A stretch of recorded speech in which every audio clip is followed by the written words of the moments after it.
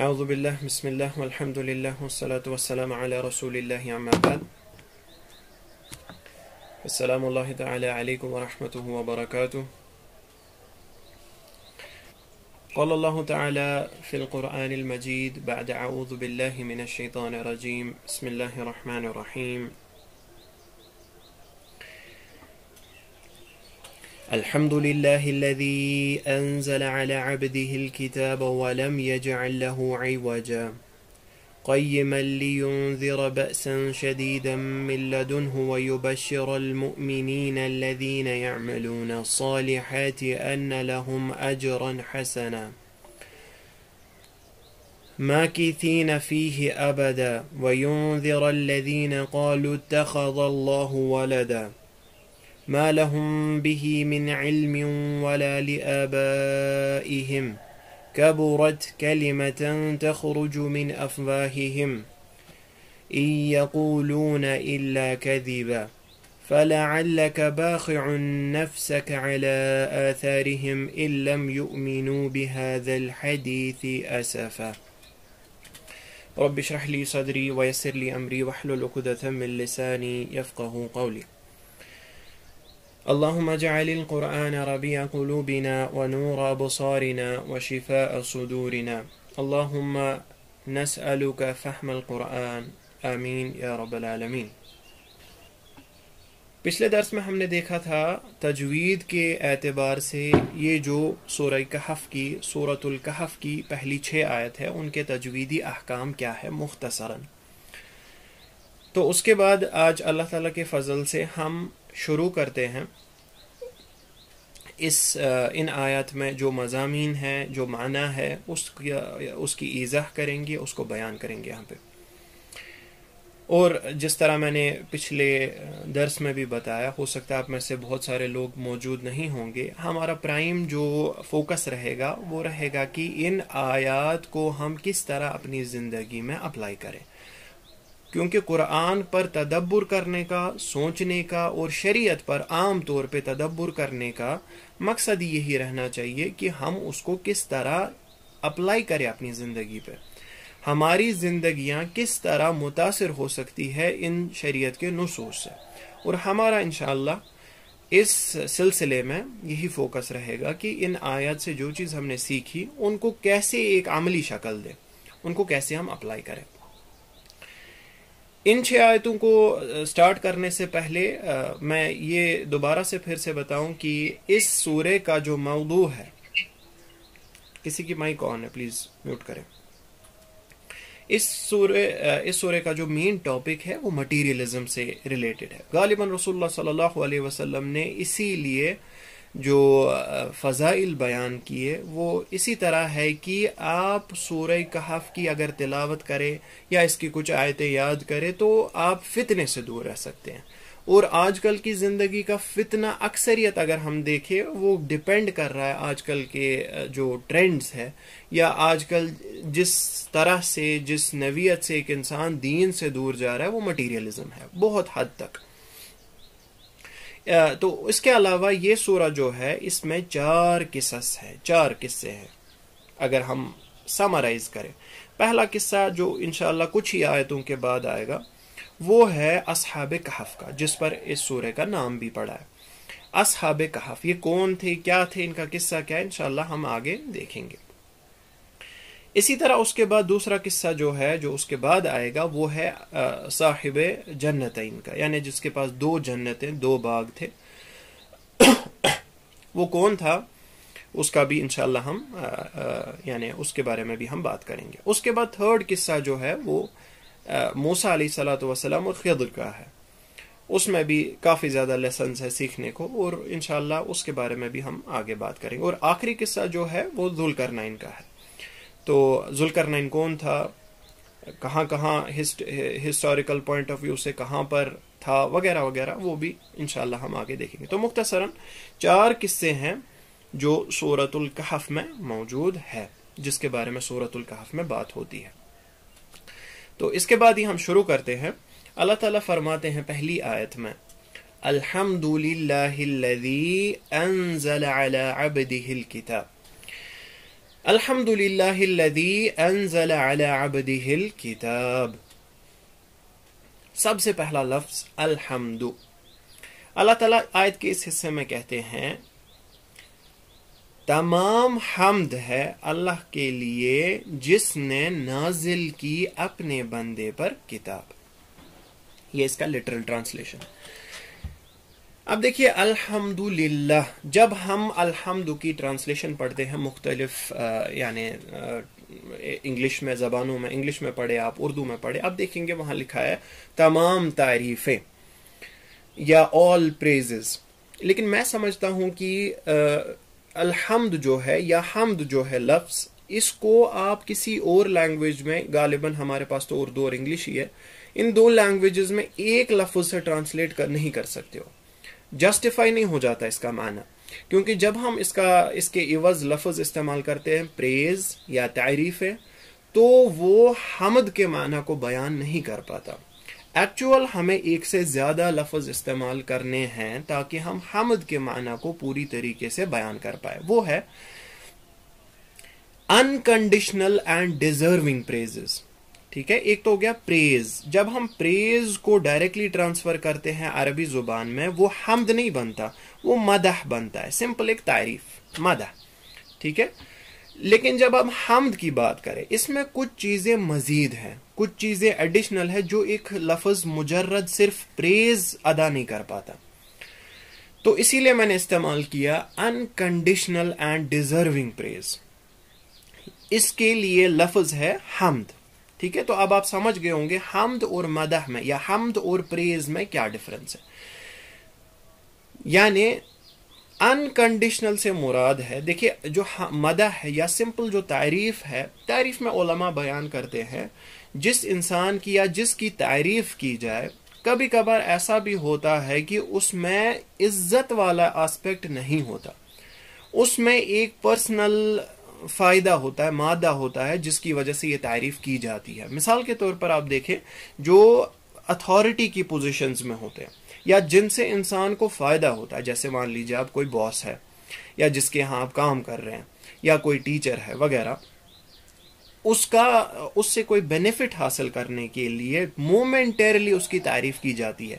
تو یہ تعریف جو ہے، یہ جو مدح ہے یا سمپل جو پریز ہے، یہ ہو سکتا ہے یہ ڈیزرو کر رہا ہو یہ بندہ، یا کبھی کبھار ایسا بھی ہوتا ہے کہ ڈیزرو نہیں کر رہا ہے لیکن آپ اپنے فائدے کے لیے اس کی تعریف کر رہے ہیں. جس طرح ہم عام طور پہ دیکھتے ہیں جو پوزیشن آف اتھارٹی میں ہوتا ہے ان کی تعریفیں کی جاتی ہے، وہ جسٹیفائی نہیں ہوتی کبھی وہ تعریف ہے. اسی لیے اب یہ جو پریز ہے، اس پریز کو ہم ایک الگ لیول پہ، یعنی اس کی لیول کو ہم انکریز کرتے ہیں.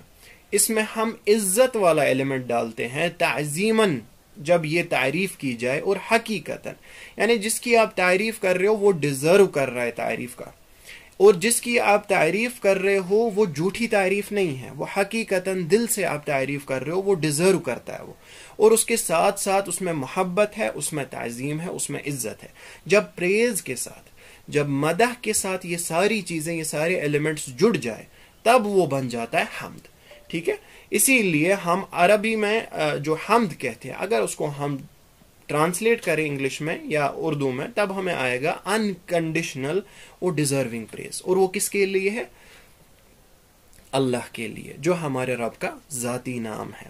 اب دیکھیے یہاں پر اللہ تعالیٰ نے بیان کیا ہے کہ حمد جو ہے، انکنڈیشنل اور ڈیزرونگ پریز جو ہے، اللہ تعالیٰ کے لیے ہے الذی انزل علی عبدہ الکتاب، جس نے نازل کی اپنے بندے پر کتاب. دیکھیں جو یہ یہاں پر حمد کا لفظ استعمال ہوا، جس طرح میں نے استعمال کیا ڈیزرونگ اینڈ انکنڈیشنل، یعنی مثال کے طور پہ آپ کی زندگی میں کوئی اچھی چیز ہوتی ہے، تب آپ کہتے ہیں الحمد. ٹھیک ہے، الحمدللہ یہ چیز ہو گئی. لیکن میں آپ سے سوال اگر پوچھوں کہ اگر وہ چیز نہ ہوتی، کیا اللہ تعالیٰ ڈیزرو نہیں کرتے ہمارا حمد؟ ڈیفینیٹلی کرتے ہیں.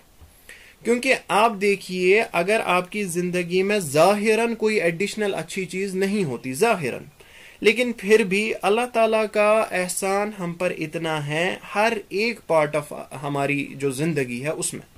چاہے اگر آپ دیکھیں آپ کہاں رہ رہے ہیں، آپ کا ٹھکانہ جو ہے وہ اللہ تعالیٰ کی زمین ہے، آپ جس آسمان کے نیچے رہ رہے ہیں وہ اللہ تعالیٰ کی زمین ہے، یعنی اللہ تعالیٰ کا آسمان ہے. اسی طرح آپ جو چیزیں استعمال کر رہے ہیں اپنی زندگی کو سسٹین کرنے کے لیے وہ اللہ تعالیٰ کی ہی ہیں. آپ جس ذریعے سے آئے ہیں وہ اللہ تعالیٰ کا ہی ہے. یعنی ہر اینگل سے اگر ہم دیکھیں اللہ تعالیٰ کے ہمارے پہ بے شمار یعنی احسانات ہیں. تو اس کے عوض ایک حساب سے ہم بتا سکتے ہیں کہ انکنڈیشنل ہمارا حمد ہے اللہ تعالیٰ کی طرف، اگر ہم کسی پرٹیکولر مسئلے کی بات نہ کریں یا پرٹیکولر احسان کی بات نہ کریں. تو اسی لیے ہم سورہ فاتح میں بھی دیکھتے ہیں، ہم کیا پڑھتے ہیں پہلی آیت میں یا دوسری آیت میں، الحمدللہ رب العالمین. الحمدللہ سے ہم شروع کرتے ہیں اپنی قرات. تو اس میں بھی یاد رکھنا چاہیے، ہر ایک بندے کو یہ احساس ہونا چاہیے، ایک تو حمد کا لفظ جو ہے لغوی طور سے اتنا تعظیم اس میں ہے یا محبت ہے، لیکن اس احساس یعنی اس کا نتیجہ یہ نکلتا ہے کہ یہ احساس ہمیں اپنے دل میں پیدا کرنا ہے. جو احساس اس لفظ میں چھپا ہوا ہے آپ کو وہ ریلیشن اپنے رب سے بنانے کی کوشش کرنی ہے.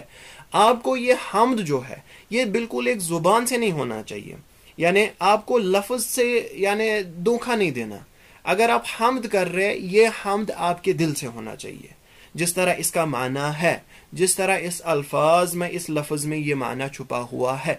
یعنی جب بھی آپ الحمدللہ کریں یہ ایسا لگنا چاہیے آپ کے اندرون کو کہ یہ یعنی دل سے اوریجنیٹ ہو رہا ہے.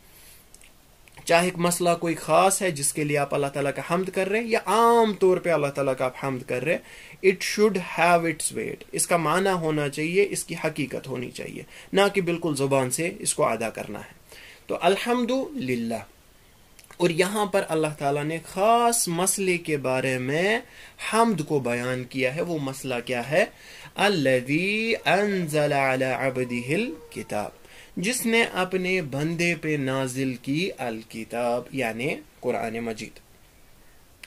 اب یہاں پر عبدی ہی اپنا بندہ یا اس کا بندہ، اس سے مراد ہے رسول اللہ صلی اللہ علیہ وسلم. دیکھیے عبدی ہی پر تھوڑا سا ہم بات کریں گے. عبدی ہی کا مراد ہے بندہ، یا اگر ہم اس کو لٹرلی ٹرانسلیٹ کریں سلیو. رسول اللہ صلی اللہ علیہ وسلم کو بندے کے خطاب سے ایڈریس کرنا یہ کون کر رہا ہے؟ یہ اللہ تعالیٰ خود کر رہے ہیں یہاں پہ. اسی لیے بندگی کے مقام کو عزت اور اکرام سے اللہ تعالیٰ یہاں پر ادا کر رہے ہیں. اس بات کو نوٹ کریں. یعنی کبھی کبھار ہم یہ بولتے ہیں کہ رسول اللہ صلی اللہ علیہ وسلم اللہ کے محبوب ہے، اور کبھی کبھار ہمیں گوارا نہیں ہوتا یہ بولنا کہ رسول اللہ صلی اللہ علیہ وسلم سلیو ہے. لیکن یہاں ہم دیکھ رہے ہیں کہ اللہ تعالیٰ نے ایک اشرف، ایک شریف پوزیشن کو، ایک بہترین حال کو، ایک ایسی چیز کو جو رسول اللہ صلی اللہ علیہ وسلم پہ سب سے بڑا گفٹ ہے، یعنی قرآن کو نازل کرنا. قرآن ان پر نازل ہوا، تو اس مقام کو اللہ تعالیٰ نے کس نام سے یا کس پوزیشن سے ایڈریس کیا؟ بندگی کے پوزیشن سے، عبودیت کے پوزیشن سے. اس سے ہمیں یہ پتا چلتا ہے کہ بندگی جو ہے یا عبودیت کی پوزیشن جو ہے، سرویچوڈ جس کو ہم انگلش میں کہتے ہیں، وہ ایک اشرف مقام ہے، وہ ایک عزت والا مقام ہے، اکرام والا مقام ہے. اسی طرح ہم دیکھیں اللہ تعالیٰ نے باقی حالات میں بھی رسول اللہ صلی اللہ علیہ وسلم کو اس نام سے پکارا ہے یا اس نام کی طرف نسبت کی ہے.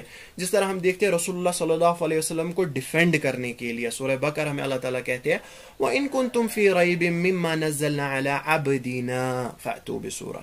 اور اگر تمہیں شک ہے، کوئی بھی تھوڑا سا بھی شک ہے اس پر جو ہم نے نازل کیا اپنے بندے پر، یعنی وہاں پر بھی جو نام یا جو حالت استعمال ہوئی رسول اللہ صلی اللہ علیہ وسلم کی وہ تھی بندگی کی. ٹھیک ہے، تو اس چیز کو آپ نوٹ کریں. دوسرا، اسی طرح رسول اللہ صلی اللہ علیہ وسلم کو جب اسراء کے بارے میں اس کی خبر دینی ہے تو سورہ اسراء میں اللہ تعالیٰ یہی بیان کرتے ہیں سبحان الذی اسریٰ بعبدہ. ٹھیک ہے، بعبدہ لیلا من المسجد الحرام الی المسجد الاقصی. پاک ہے وہ ذات جس نے اپنے بندے کو وہاں پر بعبدی ہی.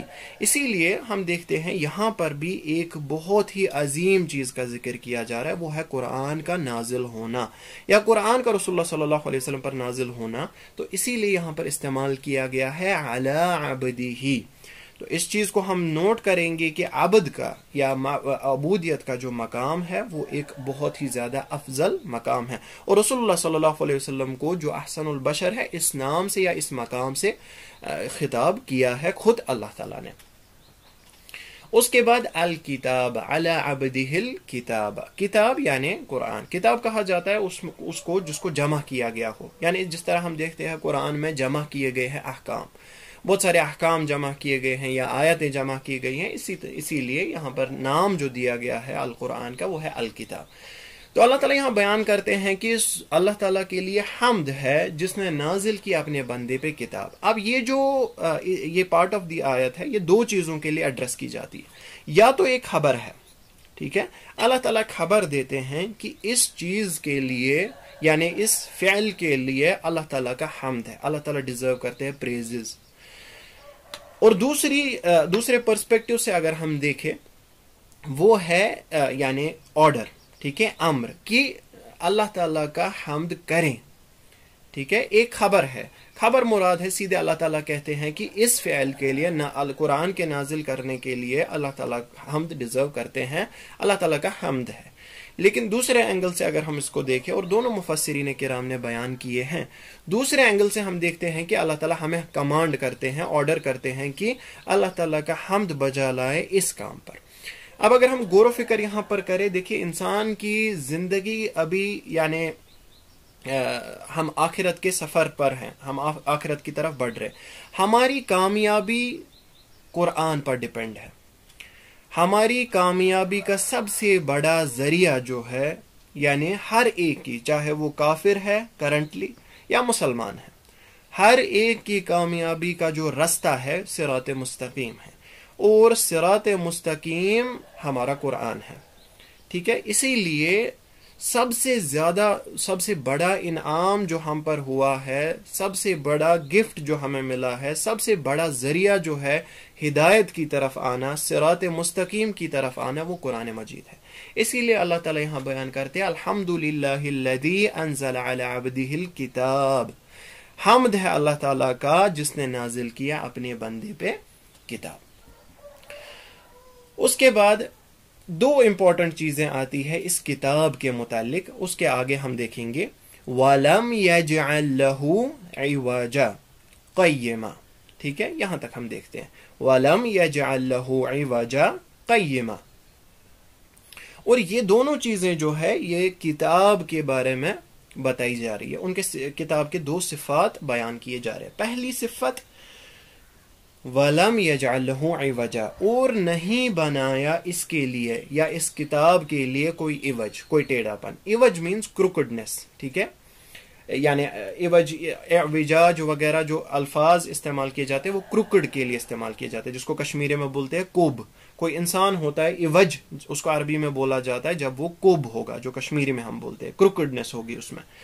تو اللہ تعالیٰ یہاں پر نفی کرتے ہیں. ٹھیک ہے، یاد رکھیں پہلے نفی کرتے ہیں، نیگیشن کرتے ہیں وَلَمْ يَجْعَلْ لَهُ عِوَجًا، اور نہیں بنایا اس کے لیے کوئی عوج، کوئی کروکڈنس. یعنی جو قرآن کے احکام ہیں، جو قرآن میں خبریں ہیں یا قرآن میں جو آیات ہیں، جو کلمات ہیں، جو الفاظ ہیں، اس میں کسی قسم کی کروکڈنس نہیں ہے. وہ سیدھی یعنی وہ آیتیں جو ہے وہ سیدھی ہیں، یہ کتاب جو ہے یہ سیدھی ہے، اس میں کوئی ٹیڑھا پن نہیں ہے. چاہے آپ اس کے احکام دیکھیں احکام میں ٹیڑھا پن ہونے کا معنی کیا ہے؟ اس کا معنی ہے کہ وہ عدل کے بنیاد پر نہیں ہے بیسڈ. نعوذ باللہ من ذالک. ٹھیک ہے، قرآن کے احکام عدل پہ نہیں ہے بیسڈ. اللہ تعالیٰ اس کی نفی کرتے ہیں، وہ کہتے ہیں کہ اس کے احکام میں کوئی ٹیڑھا پن نہیں ہے. یعنی اس کے احکام کی اگر ہم بات کریں دے آر اسٹریٹ عدل کے بنیاد پر بیسڈ ہے. چاہے ایک انسان کو اس کے قاصر دماغ یا لمیٹڈ نالج کی وجہ سے یہ لگے کہ اللہ تعالیٰ یہاں پر عدل نہیں کرے، نعوذ باللہ من ذالک، چاہے کوئی کافر ہی کہے. لیکن ہمیں پتہ ہے، ایک مسلمان کو پتہ ہے، ایک مومن کو پتہ ہے کہ اللہ تعالیٰ نے جو بھی کوئی حکم دیا ہے اس کے سامنے مجھے سر خم کرنا، جس طرح اللہ تعالیٰ کہتے ہیں وَمَا كَانَ لِمُؤْمِنٍ وَلَا مُؤْمِنَةٍ إِذَا قَضَى اللَّهُ وَرَسُولُهُ أَمْرًا أَن يَكُونَ لَهُمُ الْخِيَرَةُ۔ اللہ تعالیٰ ایک مومن مسلمان، ایک مومن مرد اور عورت کے لیے صحیح نہیں ہے کہ وہ اللہ تعالیٰ نے جب اور اس کے رسول نے جب کوئی امر قضا کیا، جب کچھ چیز کوئی میٹر ڈیسائیڈ کیا، يَكُونَ لَهُمُ الْخِيَرَةُ، اس میں کوئی چوائس ہے اس میں، کیونکہ اس نے آلریڈی بنیادی لا الہ الا اللہ جب کہا تب اس کا مطلب ہے کہ اسلمت وجہی للہ ومن اتبعن، میں نے اپنا سر خم کیا اللہ تعالیٰ کے لیے، میں نے اللہ تعالیٰ کی مرضی کو آگے رکھا، اس کے بعد اپنی مرضی کو رکھا۔ ٹھیک ہے، تو یہی اسلام ہے جس کو استسلام کہتے ہیں، سبمیشن۔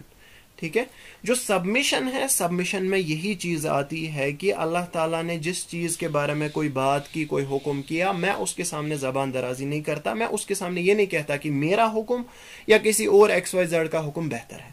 یہی ہے یہاں پر وَلَمْ يَجْعَلْ لَهُ عِوَجًا، اللہ تعالیٰ نے احکام جو بنائے ہیں، احکام جو دیے ہمیں قرآن میں، یہ سیدھے سادے احکام ہے، اس میں کوئی ٹیڑھا پن نہیں ہے۔ ہم دیکھیں کتنی ڈیویشن ہے ہماری زندگیوں میں آج کل۔ ہم اللہ تعالیٰ کے احکام کو پوائنٹ نمبر 1 پہلے پہچانتے ہی نہیں ہیں، ہمیں پتہ ہی نہیں ہے اللہ تعالیٰ کا کسی چیز کے بارے میں کیا حکم ہے۔ اس کے بعد اگر ہمیں غلطی سے پتہ بھی ہوگی، پوائنٹ نمبر 2، ہم لوگوں کو کوئی شک ہوتا ہے، ہم لوگوں کو کوئی یعنی اس میں 100% کمٹمنٹ نہیں ہوتی ہے کہ یہ صحیح بات ہے کہ نہیں، یہ ہمارے ایمان کی کمی ہے۔ اس کے بعد پوائنٹ نمبر 3، اب اگر ہمیں پتہ بھی ہوگا یہ صحیح ہے، پھر ہماری نفس آتی ہے، پھر ہماری نفس اس کے ساتھ یعنی ایک حساب سے جہاد کرتی ہے کہ نہیں جی میں نفس کا جو آرام ہے وہ دیکھوں گا، اس کے بعد اللہ تعالیٰ کے احکامات ہیں۔ اور یہی ہمارے یعنی جو خسارہ ہے مسلمان امت کا ابھی، اس کا بنیادی وجہ یہی ہے۔ پہلی چیز، ہمیں علم سے دور رکھا گیا ہے، یا ہم نے خود اپنے آپ کو صحیح علم سے، اللہ تعالیٰ کے دیے ہوئے علم سے دور رکھا ہے۔ اس کے بعد دوسری چیز، جب ہمیں علم آتا بھی ہے تو بہت سارے افکار جو ہے، دنیاوی افکار جو ہے، اس کو ہم یعنی پریفرنس دیتے ہیں۔ ہاں جی اللہ تعالیٰ نے سود کے بارے میں یہ کہا حرام ہے، لیکن کیا کریں، دنیا کا نظام ہے، چل رہا ہے فی الحال، ایسا کہا جاتا ہے، ہم پھنسے ہوئے ہیں، یہ الفاظ استعمال کیے جاتے ہیں۔ نہیں، آپ پھنسے ہوئے، آپ کو اپنے آپ کو نکالنا ہے، پھر کون نکالے گا؟ آپ کو اپنی قبر کے لیے جواب دینا ہے، آپ کو اللہ تعالیٰ کے سامنے کھڑا ہونا ہے۔ اس کے بعد تیسری چیز کہ اگر آپ کو پتہ ہے، اس کے بعد آپ کو یہ چیز بھی اعتقاد ہے، 100% نالج ہے اور 100% ایمان ہے کہ یہ صحیح ہے، لیکن پھر بھی نفس کہیں نہ کہیں آ جاتی ہے۔ تو ان چیزوں کا ہمیں خیال رکھنا ہے۔ ہمیں سب سے پہلے بنیادی بات شروع کرنی ہے کہ اللہ تعالیٰ نے اگر اس میں احکام دیے ہیں، وہ احکام سیدھے ہیں، اس میں کوئی انجسٹس نہیں ہے۔ خاص طور پر جس طرح آج بولا جاتا ہے، عورتوں کے ساتھ اسلام نے بہت ظلم کیا ہے، اس کو گھر پہ رکھا ہے، اس کو پردے کا حکم دیا ہے۔ ہم سب کو کلیئر کٹ بات ہونی چاہیے، ہمارے دماغ میں، ہمارے دلوں میں یہ کلیئرٹی ہونی چاہیے کہ چاہے مرد کا معاملہ ہو، عورت کا معاملہ ہو، کوئی بھی معاملہ ہو جو دین کے ساتھ تعلق رکھتا ہے، اس میں کسی قسم کی انجسٹس نہیں ہے، یہ عدل کے بنیاد پر۔ وَلَمْ يَجْعَلْ لَهُ عِوَجًا، اللہ تعالیٰ نے اس میں کوئی عوج نہیں بنایا، کوئی ٹیڑھا پن نہیں بنایا۔ اللہ تعالیٰ کہتے ہیں قُلْ هَذِهِ سَبِيلِي أَدْعُو إِلَى اللَّهِ عَلَى بَصِيرَةٍ، کہہ دیجئے یا رسول اللہ صلی اللہ علیہ وسلم، یہ میرا رستہ ہے، یہ قرآن جو ہے یہ میرا رستہ ہے، یہ دین جو ہے، یہ شریعت جو ہے، إِنَّ الدِّينَ عِنْدَ اللَّهِ الْإِسْلَامِ، صرف یہی ہے۔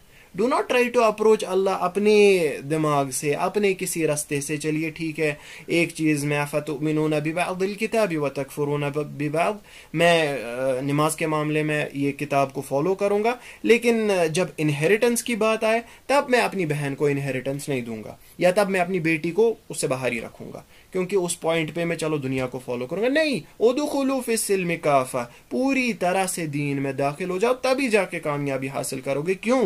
کیونکہ قرآن کے تمام احکامات اسٹریٹ ہے، قرآن کے تمام احکامات عدل کے بنیاد پر بیسڈ ہے، اسی لیے ان کو ایکولی ٹریٹ کریں۔ یعنی اگر آپ ایک پوائنٹ میں دین میں داخل ہو رہے ہیں، دوسرے پوائنٹ میں بھی اسی طرح سے دین میں داخل ہو جائیں، کافہ، پوری طرح سے۔ اسی طرح اللہ تعالیٰ کہتے ہیں وَأَنَّ هَذَا صِرَاطِي مُسْتَقِيمًا فَاتَّبِعُوهُ، اور یہی ہے میرا رستہ، سیدھا رستہ، فَاتَّبِعُوهُ، اس کی اتباع کرے، وَلَا تَتَّبِعُوا السُّبُلَ فَتَفَرَّقُوا عَن سَبِيلِهِ، اور باقی رستوں کی اتباع نہ کریں. دیکھیں اس سے ہمیں کلیئر کٹ یہاں پتہ چلتا ہے کہ جو صحیح راستہ ہے، جو ایک ہی راستہ یعنی اللہ تعالیٰ کی طرف جاتا ہے، وہ دین اسلام ہے. دوسرے رستوں کی پیروی کرنے سے آپ اپنے راستے سے ہٹ جائیں گے، آپ جنت کے راستے سے ہٹ جائیں گے. اسی لیے دماغ کھول کے، آنکھ کان کھول کے، جس طرح یہاں پر بیان ہوا ہے علی بصیرہ، اللہ تعالیٰ کہتے ہیں ادعو، ان سے کہہ دیجئے ادعو الی اللہ علی بصیرۃ، بصیرت سے، انسائٹ سے میں اللہ تعالیٰ کی طرف پکارا. ہمارا دین انسائٹ کے بنا نہیں ہے، ہمارا دین حکمت کے بنا نہیں ہے. یاد رکھیں اللہ تعالیٰ نے آپ کو ایک ایسا گفٹ دیا ہے جس پر آپ کو فخر کرنا چاہیے، جس پر آپ پوری دنیا پر یعنی ایک حساب سے انٹلیکچولی بھی راج کر سکتے ہیں، کیونکہ اعلیٰ بصیرت، یہ اللہ تعالیٰ خود کہہ رہے اعلیٰ بصیرہ. آپ کو دین کو فالو کرنا ہے بصیرت کے ساتھ، آپ کو آنکھ بند کر کے نہیں فالو کرنا، بصیرت سے آپ کو پہچانا ہے اپنے رب کو، اپنے صحیح راستے کو پہچاننا ہے. اس کے بعد قیمہ. اب دیکھیے بہت ہی لطیف، بہت ہی بہترین پوائنٹ ہے یہاں پہ قیمہ. ابھی تک ہم کیا پڑھ رہے تھے؟ وَلَمْ يَجْعَلْ لَهُ عِوَجًا. اللہ تعالیٰ نے اس میں کوئی ٹیڑھا پن نہیں بنایا. یعنی اللہ تعالیٰ سب سے پہلے کیا کر رہے ہیں؟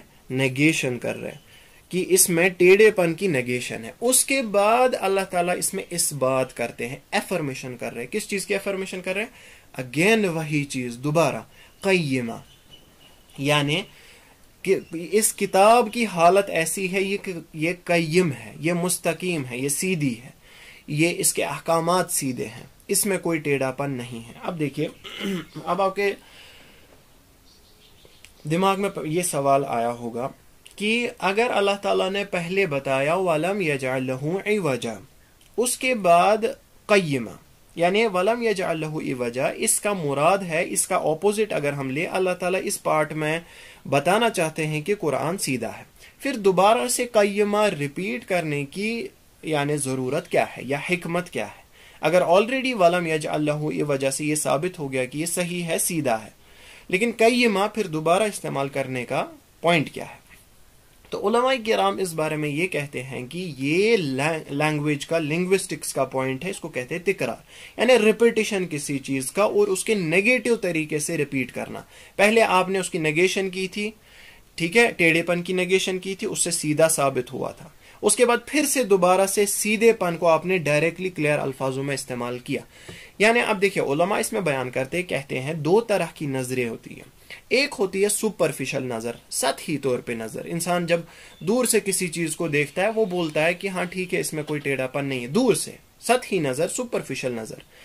تو وہ ادا کیا جاتا ہے کس سے؟ وَلَمْ يَجْعَلْ لَهُ عِوَجًا. یعنی سپرفیشل، اگر کوئی سپرفیشلی دیکھے اس چیز کو، قرآن کے احکامات کو، وہ بولے گا وَلَمْ يَجْعَلْ لَهُ عِوَجًا کہ ٹھیک ہے اس میں کوئی ٹیڑھا پن نہیں ہے. لیکن اس کے بعد ایک اور ان ڈیپتھ نظر بچتی ہے، ٹھیک ہے، جو دقیق نظر ہے، جو ایک ایک کر کے بالکل باریکی سے کسی چیز کو دیکھتی ہے.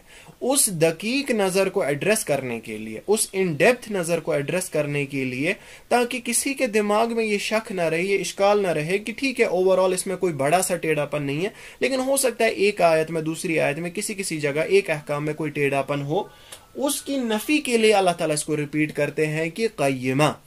آپ کے دماغ میں یہ شک نہیں رہنا چاہیے کہ بڑی سے بڑی کوئی بڑے سے بڑا کوئی ٹیڑھا پن یا چھوٹے سے چھوٹا کوئی ٹیڑھا پن، نتھنگ ایٹ آل. یعنی یہاں پر ریپیٹ کرنے کا یہی پوائنٹ ہے، نہ بڑے سے بڑا ٹیڑھا پن جو سپرفیشلی آپ کو دکھے، نہ چھوٹے سے چھوٹا کوئی ٹیڑھا پن جو آپ کو ان ڈیپتھ نظر یا انالیسس کرنے سے دیکھے. جس طرح اگر آپ کسی اورینٹلسٹ کی کتاب اٹھائے، جو مستشرقین ہیں، جو ویسٹرن اسکالرس ہیں، جو اسلام کو ہم سے زیادہ پڑھتے ہیں، یعنی کافر ہے لیکن اسلام کو ہم سے زیادہ اکیڈمک ریزنز کے لیے پڑھتے تاکہ اس سے کوئی یعنی عوج نکالے، لیکن ہمارے یعنی ذہنوں میں، ہمارے دلوں میں تو کوئی فکر نہیں رہنی چاہیے اس بارے میں. کیوں؟ کیونکہ اللہ تعالیٰ نے کہا وَلَمْ يَجْعَلْ لَهُ عِوَجًا. آج تک انہوں نے کوئی ایسا عوج نہیں اس میں ڈھونڈا جس کا جواب ہم نہیں دے پائے. تو اللہ تعالیٰ اس چیز کی یہاں نفی کرتے ہیں وَلَمْ يَجْعَلْ لَهُ عِوَجًا قَيِّمًا. اچھا، یہاں پر پڑھنے کے اعتبار سے ایک اور چیز یہاں نوٹ کریں. دیکھیے جب ہم آیتوں کو جوڑتے ہیں تو ہمیں اس کی آوازوں کو بھی جوڑنا پڑتا ہے. مثال کے طور پر آپ نظر دیں، جیسے آیت نمبر 2 اور 3 کو آپ کو جوڑنا ہے، ٹھیک ہے. آپ کو پڑھنا ہے اجرن حسنا، माकिसीन फीहि अबदा, लेकिन आप जोड़ना चाहते हैं तो आप क्या करेंगे, अजरन हसनम माकिसीन फीहि अबदा, ठीक है, जिस तरह आपको पता है। लेकिन जो यहाँ पर है आयत नंबर 1 और आयत नंबर 2 के बीच, यहाँ आप देखेंगे छोटा सा सीन ऊपर बनाया हुआ इवज के ऊपर, इवजा के ऊपर, इसको बोलते हैं सक्ता। यानी यहां पर अगर आप ये चाहे भी आयत नंबर 1 और 2 को जोड़ना, आपको रुकना है, विदाउट ब्रेथ आप रुक सकते हैं, उसको सक्ता बोलते हैं। यानी अगर मैं कंटिन्यू भी करना चाहूं, वलम यजअल लहू इवजा क़य्यिमा, मुझे ऐसे पढ़ना है, मैं नहीं पढ़ सकता इवजन क़य्यिमा, नहीं पढ़ सकता ऐसे। देखिए क्यों, ये तो हो गया तजवीद के एतबार से नहीं पढ़ सकता, सक्ता उसी को बोलते हैं। लेकिन अगर हम मानवी एतबार से देखें, उससे माना चेंज हो जाता है, क्योंकि इससे माना जुड़ जाता है। इससे माना बनता है वलम यजअल लहू इवजन क़य्यिमन, हम नहीं बनाया उसने इसके लिए कोई टेढ़ापन और सीधापन, ठीक है, इसीलिए क्योंकि ये कॉन्ट्ररी अल्फाज है या कॉन्ट्ररी कंटेक्स्ट है। एक अल्लाह ताला नेगेट कर रहे हैं और उसके बाद दूसरा उसका ऑपोजिट बयान कर रहे हैं, इसीलिए इसके बीच में रुकना जरूरी है, चाहे आप इसको जोड़े भी। आखिरी पॉइंट जो मैं बताना चाहता हूं इसके एतबार से, और वो हमारा लेसन नंबर 1 होगा यहाँ पे, वो ये है कि अल्लाह ताला का उसलूब देखिए कुरान को बयान करने का। सबसे पहले अल्लाह ताला नेगेशन कर रहे किसी बुरी चीज की, जिसको अरबी में बोलते हैं तखलिया, तखलिया करना यानी सफाई करना, क्लेंसिंग। उसके बाद अल्लाह ताला एक बेहतरीन चीज को प्रेजेंट करते हैं, तहलिया यानी डेकोरेशन, अल्लाह ताला सजा रहे। यानी ये उसलूब जो है इसको हम बयान कर सकते हैं अतखलियतु क़ब्ल तहलिया, तखलिया करना, क्लेंस करना सजाने से पहले। सिंपल एक मिसाल मैं देता हूं। मिसाल के तौर पर हमें एक कमरे को सजाना है, इसकी फ्लोरिंग चेंज करनी है वगैरह वगैरह, तो सबसे पहले काम हम क्या करते हैं, जो पुरानी फ्लोरिंग होती है, हाँ 2 तरीके हो सकते हैं, बहुत सारे कामचोर ऐसा भी करते हैं, पुराना जो मैल वगैरह वहां पे होगा, कचरा होगा, उसके ऊपर ही नया फ्लोर यानी नया कारपेट वगैरह बिछाएंगे, बट वो सही तरीका नहीं है, हमें पता है।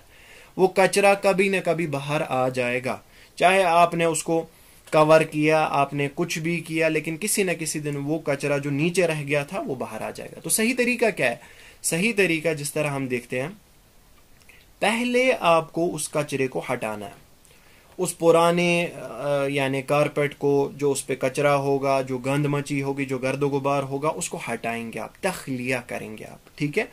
उसके बाद जो आपको नई डेकोरेशन लानी है, नई सजावट करनी है, उसके बाद आप वो करेंगे, जिस तरह हम देखते हैं सही तरीका यही है।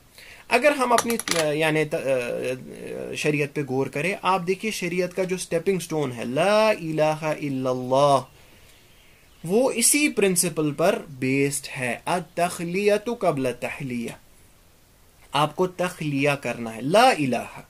आपको सबसे पहले क्या काम करना है, आपको शिर्क की नफी करनी है, आपको तमाम माबूदाने बातिल जो है, तमाम जो यानी जिन जो माबूद है, जो डीटीज है, उनका इनकार करना है कि कोई माबूद नहीं है, तखलिया, ठीक है, तखलिया। आपने अपने दिल से इनको निकाल दिया, इनकी इबादत को निकाल दिया, इनकी ताज़ीम को निकाल दिया, इनकी मोहब्बत को निकाल दिया। उसके बाद अल्लाह ताला बयान करते इल्लल्लाह, यानी उसके बाद आ जाता है तहलिया, उसके बाद आप डेकोरेट करते हैं अपने दिल को अल्लाह ताला की मोहब्बत से, अल्लाह ताला की इबादत से, ठीक है। तो ये एक इंपॉर्टेंट प्रिंसिपल है, पहले चीजों को साफ करना है, उसके बाद ही चीजों को, नई चीजों को, बेहतर चीजों को, पॉजिटिव चीजों को यानी अप्लाई करना है। जिस तरह हम देखते हैं जैसे एक इंसान के दिल में मासियत होती है, देखिए अब हम इस प्रिंसिपल को कैसे अप्लाई करें अपनी जिंदगियों में। आपके हम में से यानी हमारे दिलों में मासियत है, अल्लाह ताला का यानी हम यानी गुनाह करते हैं, और उस गुनाह की फीलिंग, उसके जज्बात हमारे दिलों में बसे हुए रहते हैं, उसकी वजह से हमारे दिल पर असर होता है। लेकिन अगर हम चाहे उस स्टेट से निकल के एक पॉजिटिव स्टेट की तरफ आना, अल्लाह ताला के रास्ते पे जाना, तो हमारे लिए जरूरी है पहले तखलिया करना। आप मासियत को कम करें, आप मासियत के असर को, आप गुनाह के असर को कम करें, आप इस्तिगफार का जो एलिमेंट है, آپ استغفار کا جو عمل ہے اس کو ساتھ ساتھ رکھیں، وہ آپ کی اس معصیت کو، آپ کے اس دل کے کالے پن کو ہٹاتے جائے گا، تخلیہ کرتے جائے گا. یعنی ایک حساب سے مان لیجئے کہ اس کمرے کی صفائی ہوتی جائے گی، اس کے بعد اب ساتھ ساتھ ہی جب پازیٹیو کام کریں گے، اچھے اعمال کریں گے، وہ جو یعنی سجاوٹ ہے، جو تخلیہ ہے، وہ بھی پیرللی ہوتی جائے گی. یعنی دونوں آسپیکٹس کو، اور رادر تخلیہ کو آپ کو پہلے یعنی عمل پیرا ہونا ہے اس پہ، اس کے بعد تخلیہ کرنا ہے. آپ کو اپنے دل کو صاف کرنا ہے، گناہ سے صاف کرنا ہے، اس کے بعد ہی یا اس کے ساتھ ساتھ ہی آپ کو یعنی تحلیہ کرنا ہے، آپ کو عمل صالح کرنا ہے. اسی طرح مثال کے طور پر کوئی میوزک کا شکار ہوتا ہے، میوزک اس حرام کام میں پڑا ہوتا ہے، اور یہ یعنی میں سمجھتا ہوں کہ یہ خمر اور انٹاکسیکیشن وغیرہ سے ایک بہت بڑی یعنی قسم کی انٹاکسیکیشن ہے، جو آج کل کے زمانے میں یعنی عام طور پہ مانی جاتی ہے. کوئی اس میں بڑا مسئلہ نہیں ہے، لیکن مسئلہ ہے کیونکہ ایک دل میں میوزک اور قرآن نہیں جمع ہوگا. اب آپ نے ارادہ کیا ہے قرآن کی طرف قدم بڑھانے کا، تو آپ کو تخلیہ کرنا ہے، میوزک سے ہٹنا ہے، یا میوزک کو اپنے دل سے صاف کرنا ہے. اس کے بعد ہی آپ قرآن کو دل میں داخل کر سکتے ہیں. اسی طرح امانت کو داخل کرنے کے لیے خیانت کو ہٹا دینا، یعنی التخلیۃ قبل التحلیہ یہاں پر ہم سیکھتے ہیں. وَلَمْ يَجْعَلْ لَهُ عِوَجًا، اللہ تعالیٰ نے پہلے ہمارے مائنڈ سے یہ چیز ہٹا دیا کہ اس میں کوئی عوج نہیں، اس کے بعد قیمہ، یہ مستقیم ہے، یہ یعنی سیدھے رستے پر ہے، یعنی اس کے احکام جو ہے وہ سیدھے ہیں. اچھا، اس کے بعد اللہ تعالیٰ فرماتے ہیں لِيُنذِرَ بَأْسًا شَدِيدًا مِّن لَّدُنْهُ وَيُبَشِّرَ الْمُؤْمِنِينَ الَّذِينَ يَعْمَلُونَ الصَّالِحَاتِ. لِيُنذِرَ بَأْسًا شَدِيدًا مِّن لَّدُنْهُ، تاکہ یہ ڈرائے کس سے؟ بَأْسًا شَدِيدًا، شدید بأس سے، مِّن لَّدُنْهُ جو اس کی طرف سے، وَيُبَشِّرَ الْمُؤْمِنِينَ اور بشارت دے مؤمنوں کو، الَّذِينَ يَعْمَلُونَ الصَّالِحَاتِ جو عمل صالح کرتے ہیں، أَنَّ لَهُمْ أَجْرًا حَسَنًا کہ ان کے لیے ایک حسن، یعنی ان کے لیے اجر حسن ہے. میں نے ڈائریکٹ لٹرل ٹرانسلیشن کیا، اب ان کا ایکسپلینیشن میں آپ کے سامنے پیش کرتا ہوں. لِيُنذِرَ تاکہ یہ ڈرائے. اب یہ سے مراد کون ہے؟ تو علماء تفسیر کہتے ہیں یہ سے مراد دونوں ہے، وہ دونوں صحیح ہے. یا تو کتاب بھی ہے، ٹھیک ہے، جس کتاب کی ہم ابھی تک بات کر رہے تھے، الذی انزل علی عبدہ الکتاب، وہ ڈرائے، یعنی کتاب کے ذریعے ڈرایا جائے. یا دوسرا اس میں یہ بھی ہے کہ یہ عبد، جس عبد کی بات ہوئی، علی عبدہ، وہ ڈرائے. دونوں معنی اس میں صالح ہیں، یعنی تاکہ یہ، چاہے یہ کتاب کی بات کریں ہم یا رسول اللہ صلی اللہ علیہ وسلم کی بات، تاکہ یہ ڈرائے بأسا شدیدا من لدنہ، تاکہ یہ ڈرائے اللہ تعالیٰ کی طرف سے جو عذاب ہے، جو شدید عذاب، بأس بولتے ہیں عذاب کو، ٹھیک ہے، شدید عذاب جو ہے، جو اللہ تعالیٰ کی طرف سے عقابت ہے، جو پنشمنٹ ہے، اس کے بارے میں ڈرائے. اب دیکھیے یہ عقابت جو ہے یا تو دنیاوی اعتبار سے ہو سکتی ہے، یا تو آخرت کا تو ہمیں معلوم ہی ہے کہ جو اللہ تعالیٰ اور اس کی کتاب کا انکار کرے گا تو اس کے لیے کیا عقابت ہے. دنیا میں بھی یہ عقابت ہے. دیکھیے دھیان سے سنیے، کان کھول کے سنیے. کسی کو یہ شک ہوگا کہ اس کا دنیا یعنی بہتر طریقے سے گزرے گا جو اللہ تعالیٰ کی معصیت کرتا ہے، اللہ تعالیٰ سے انکار کرتا ہے، نہیں. وَمَنْ أَعْرَضَ عَنْ ذِكْرِي فَإِنَّ لَهُ مَعِيشَةً ضَنْكًا، جس نے میری ذکر سے اجتناب کیا، دور رہا، فَإِنَّ لَهُ مَعِيشَةً ضَنْكًا، یہ اللہ تعالیٰ آپ کو بیان کر رہے ہیں کہ اس کے لیے تنگ معیشت ہوگی.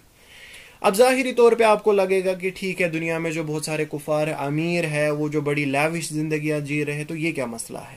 لیکن کہیں نہ کہیں ان کی زندگی اتنی تنگ ہوتی ہے، ان کا دل اتنا تنگ ہوتا ہے کہ وہ اس خوشی کو اٹین نہیں کر پاتے. ان کے پاس کتنا بھی پیسہ ہو، وہ خوشی کو اٹین نہیں کر پاتے. اللہ تعالیٰ نے ان کی معیشت کو تنگ کیا ہوتا ہے. اور آخرت میں ان کے لیے کیا عذاب ہے، یہ ہمیں سب کو معلوم ہے. یہاں دیکھیے، یہاں لیسن نمبر 2 ہے ہمارا، بہت ہی امپورٹنٹ لیسن ہے، جو آج کل کے زمانے میں فخر سے کہا جاتا ہے، یا پرانے زمانے سے بھی یہ بات چلی آ رہی ہے کہ شریعت میں اگر ہم عبادت کر رہے ہیں، ٹھیک ہے، میں آپ کو ایسے سمجھاؤں گا، اگر ہم عبادت کر رہے ہیں، ہمیں کس کے لیے عبادت کرنی ہے؟ ہمیں اللہ تعالیٰ کے لیے عبادت کرنی ہے یا اس کے محبت کے لیے عبادت کرنی ہے؟ صرف جس طرح بہت سارے لوگ کہتے ہیں کہ اللہ تعالیٰ کی عبادت میں کر رہا ہوں صرف اور صرف اللہ تعالیٰ کے محبت کی بنیاد پہ. نہ ہی مجھے جنت کی کوئی لالچ ہے، ایسے استعمال کیا جاتا ہے لالچ، نہ ہی مجھے جنت کی کوئی لالچ ہے، نہ ہی میں جہنم کے خوف سے عبادت کرتا ہوں، میں صرف اور صرف اللہ تعالیٰ کے محبت سے، بیکاز میں اللہ تعالیٰ سے پرائمریلی محبت کر رہا ہوں بس، اور مجھے کوئی غرض نہیں، مجھے جنت دے یا نہ دے مجھے غرض نہیں ہے، مجھے جہنم میں ڈالے یا نہ ڈالے مجھے اس سے کوئی فرق نہیں پڑتا۔ اب سوال یہ اٹھتا ہے کیا یہ عقیدہ رکھنا، کیا یہ خیال رکھنا صحیح ہے؟ تو اس کا ہمیں آج یہاں پر سامنے جواب ہے کہ اس طرح کے افکار رکھنا، اس طرح کے عقائد رکھنا صحیح نہیں ہے، یہ صریح قرآن کے خلاف ہے۔ کیوں؟ کیونکہ اگر صرف اور صرف اللہ تعالیٰ کے محبت کے بنیاد پر عبادت کرنی ہوتی تو اللہ تعالیٰ نہیں یہاں بیان کرتے لِيُنذِرَ بَأْسًا شَدِيدًا مِّن لَدُنْهُ، کہ قرآن کا پرائم پرپز جو ہے ان میں سے اللہ تعالیٰ پہلی چیز بیان کر رہے لِيُنذِرَ بَأْسًا شَدِيدًا، کہ آپ اس کتاب کے ذریعے رسول اللہ صلی اللہ علیہ وسلم ڈرائے، یعنی خوف کا جو ایک ایلیمنٹ ہے وہ امپورٹنٹ قرار دیتے یہاں پر خود اللہ رب یہاں پر خود قرار دیتے ہیں کہ یہاں پر ان کو ڈرائیے، ان کو اللہ تعالیٰ کے عذاب سے ڈرائیے، یعنی خوف کا جو ایلیمنٹ ہے اس کو داخل کیجئے شریعت میں۔ اسی طرح وَيُبَشِّرَ الْمُؤْمِنِينَ، اور بشارت دیجئے مؤمنوں کو، یعنی یہاں پر ایک رجا کا جو ہوپ کا ایلیمنٹ ہے وہ بھی ڈال دیجئے مؤمنوں کو۔ یہاں پر بیان نہیں ہوا کہ صرف اور صرف محبت کے بنیاد پر ان کو جنت کی طرف یعنی اللہ تعالیٰ کی طرف بلائیے، نہیں، یہاں پر یہ بیان ہوا کہ اس کو بیلنس کیجئے، اگر وہ اللہ تعالیٰ کے راستے سے انکار کر رہے ہیں یا دور ہٹ رہے تو ان کو ڈرائیے، اور اللہ تعالیٰ کے راستے کی طرف آ رہے تو بشارت دے دیجئے، دونوں چیزیں امپورٹنٹ ہیں۔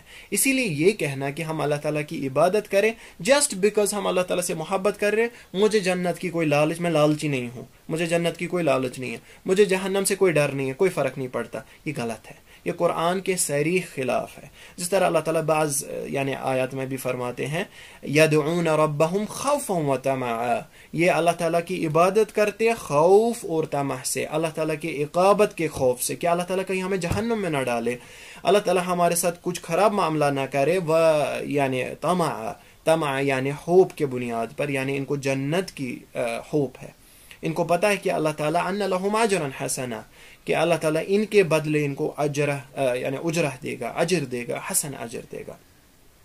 تو جس طرح کچھ علماء بیان کرتے ہیں جو یہ عبادت ہے اس کو آپ مان لیں، اور بہترین مثال ہے یہ جو یہ عبادت ہے اس کو آپ ایک اڑتا ہوا جانور مانیں، ایک برڈ مانیں، اس برڈ کی جو فلائٹ ہے وہ آپ مان لیجئے السیر الی اللہ، اللہ تعالیٰ کی طرف یہ سیر ہے، اللہ تعالیٰ کی طرف یہ فلائٹ کر رہا ہے یہ جانور۔ یہ جو آپ کی عبادت ہے یہ اس برڈ کی طرح ہے جس برڈ کا ایک سر ہے اور اس برڈ کے دو ونگز ہیں۔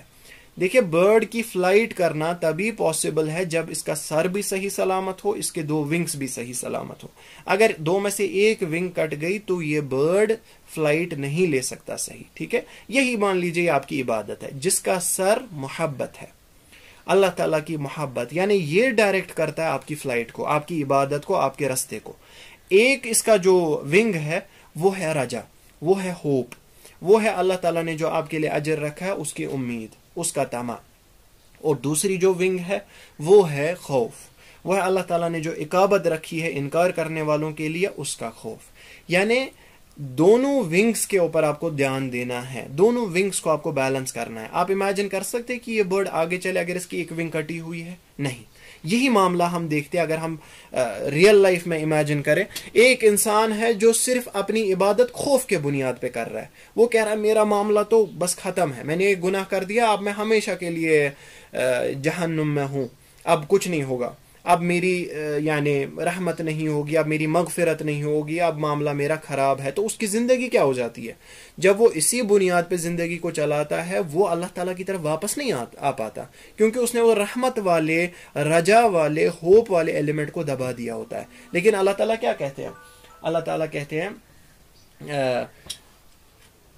یا عبادی الذین اسرفوا علی انفسہم لا تقنطوا من رحمت اللہ، اے میرے بندو آپ نے اپنے نفوس پہ اسراف کیا ہے، آپ نے اپنے نفوس کو حد سے بڑھایا ہے، اللہ تعالیٰ کے معاملے میں معصیت پہ معصیت پہ معصیت کرتے گئے ہو، لا تقنطوا من رحمت اللہ، آپ اللہ تعالیٰ کی رحمت سے مایوس نہ ہو جاؤ، ان اللہ یغفر الذنوب جميعا، اللہ تعالیٰ بے شک ہر ایک گناہ کو معاف کرنے والے ہیں، حتیٰ کہ شرک، آپ توبہ کریں اللہ تعالیٰ شرک کو بھی معاف کر دیں گے۔ تو یہ رحمت کا ایلیمنٹ ہے۔ اسی طرح دوسرا خوف کا ایلیمنٹ ہے، جس طرح ہمارے پاس بہت ساری آیت ہیں کہ ان کے لیے فَإِنَّ لَهُ نَارَ جَهَنَّمَ خَالِدِينَ فِيهَا، تو ان کے لیے نار جہنم ہے جس میں وہ ہمیشہ وغیرہ رہیں گے، اس طرح بہت ساری آیت ہے۔ تو دونوں ایلیمنٹس کو ایک مسلمان کو برابر کرنا، نہ ہی ہوپ والے ایلیمنٹ کو زیادہ غلبہ کرنا۔ مثال کے طور پر آپ دیکھیں گے بہت سارے لوگ ایسے ہیں جو صرف اس ایلیمنٹ کو دیکھتے ہیں، وہ یہ بولتے ہیں آپ کچھ بھی کریں، کوئی بھی گناہ کرے، کیسے بھی زندگی گزارے، ہم نے لا الہ الا اللہ کہا، بس زبان سے کہا تو ہم جنتی ہو گئے۔ نہیں، یہ طریقہ نہیں ہے، یہ رسول اللہ صلی اللہ علیہ وسلم کا طریقہ نہیں تھا، یہ دین کا طریقہ نہیں ہے۔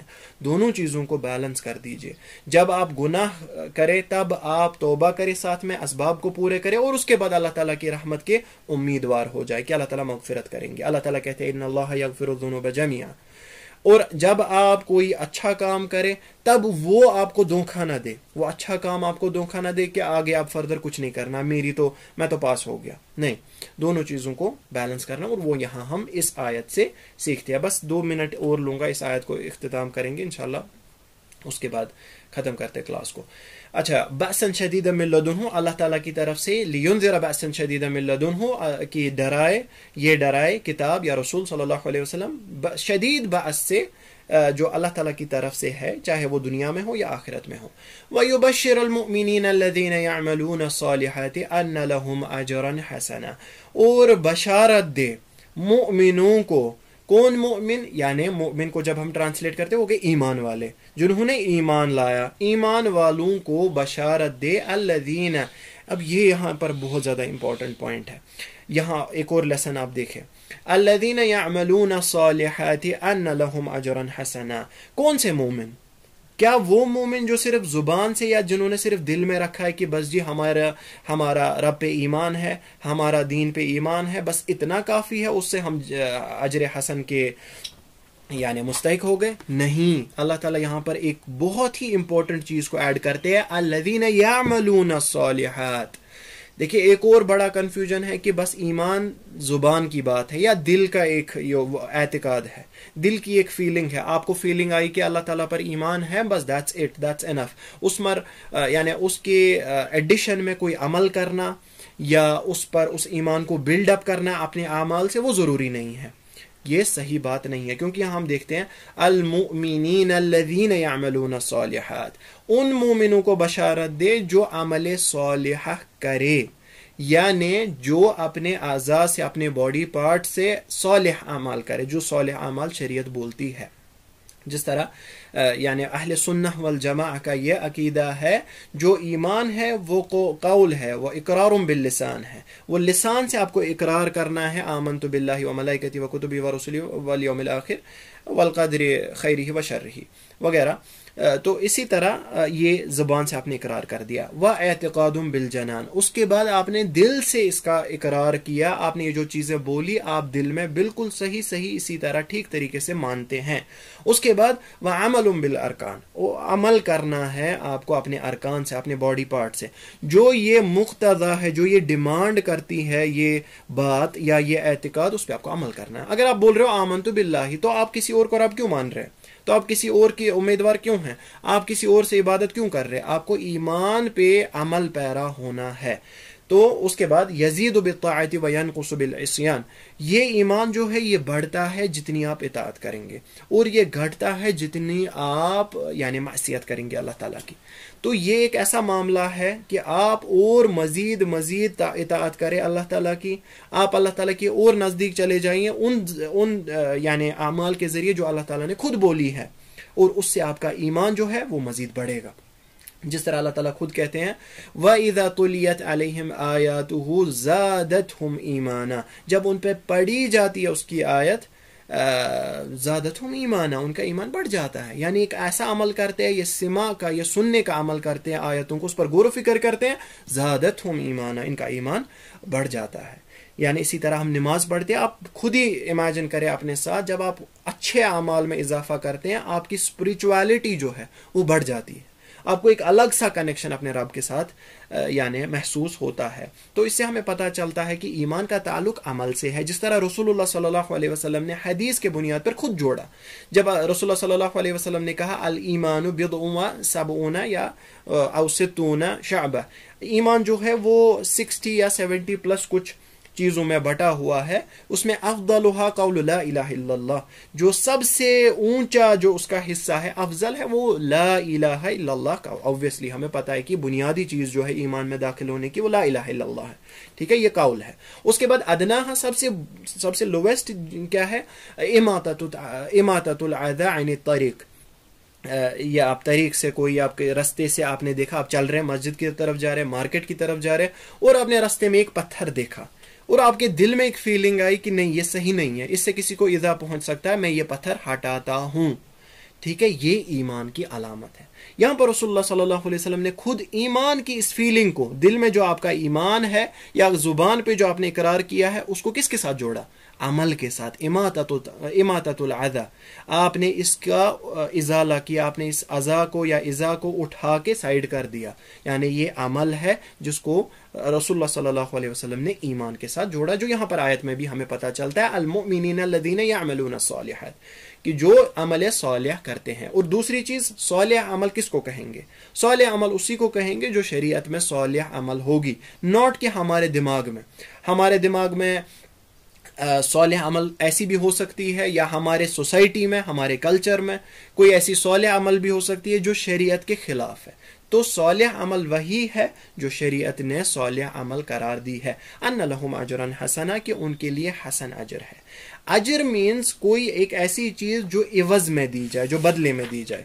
تو یہاں اس سے مراد ہے کہ اگر یہ مومن عمل صالح کرتے ہیں, ان کے عوض میں ان کو اجر ملے گا, لیکن کون سا اجر ملے گا, حسن اجر ملے گا, جس میں مفسرین کرام یہ بولتے ہیں, یا جس طرح ہم آگے بھی دیکھیں گے, کہ یہ ایک ایسا اجر ہے جس میں کوئی قسم کا نقص ہے نہیں, جو کسی آنکھ نے نہیں دیکھا, جس طرح رسول اللہ صلی اللہ علیہ وسلم نے فرمایا ما لا عین رأت, جو کسی آنکھ نے نہیں دیکھا, ولا اذن سمعت, جو کسی کان نے نہیں سنا, جو کسی دل میں خیال بھی نہیں آیا, ایسا اجر ہے جو ابدا ہے, جو ہمیشہ رہنے والا ہے. یہ اجر جس میں کوئی کمی نہیں ہے, کوئی اس میں نقص نہیں ہے, ایسا اجر ہے. آخری بات میں بتانا چاہوں گا اور اسی پہ اختتام کریں گے. یہ عمل جو ہے, کوئی بھی عمل جو آپ عبادت کے بنیاد پہ کرتے ہیں, دو چیزیں اس میں ضروری ہیں, اور اس کو قاعدہ بنائیں اپنی زندگی کا.